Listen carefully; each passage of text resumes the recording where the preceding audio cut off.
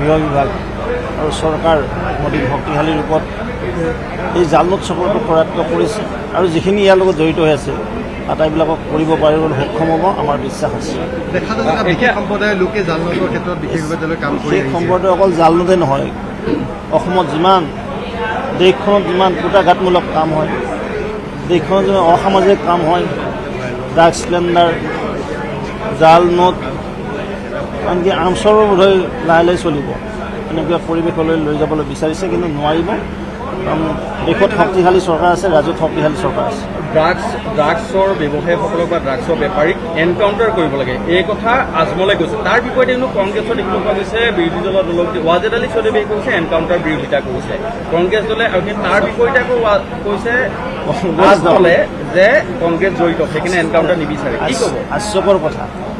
কংগ্ৰেছ দলে অসমখনক আগবাঢ়ি যাব নিদিয়ে।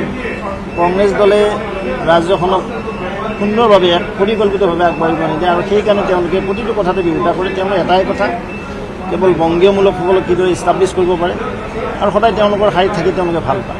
কিন্তু এই জালুদেই হওক বা নকল সোণৰ চক্ৰটোৱেই হওক, সমুলঞ্চ উৎখাত কৰাত বিফলতাখিনি কৰা আছে আৰক্ষীয়ে। বিফলতা নাই, নিশ্চয় তেওঁলোকে এই বিষয়টো খুব গুৰুত্বপূৰ্ণভাৱে লৈছে, আমি দেখিবলৈ পাইছোঁ মিডিয়াৰ যোগে বা আপোনালোকৰ জৰিয়তে। আৰু নিশ্চিতভাৱে সকলোৱে কৰায়ত্ব কৰিব লাগিব, এইটো ৰাইজৰ ডিমাণ্ড আছে, আমাৰো ডিমাণ্ড আছে, আৰু চৰকাৰো সজাগ সচেতন হৈ কাম কৰি আছে। এটা পৰ্যায়লৈকে আৰক্ষীও ইয়াত আচলতে মিলি থকা বুলি এটা অভিযোগ। যদি কোনোবা আছে, এইবিলাক ভাল কথা নহয়। খাকী পোছাকত থাকি মই ভাবোঁ এইবিলাক কৰিবলৈ নাপায়।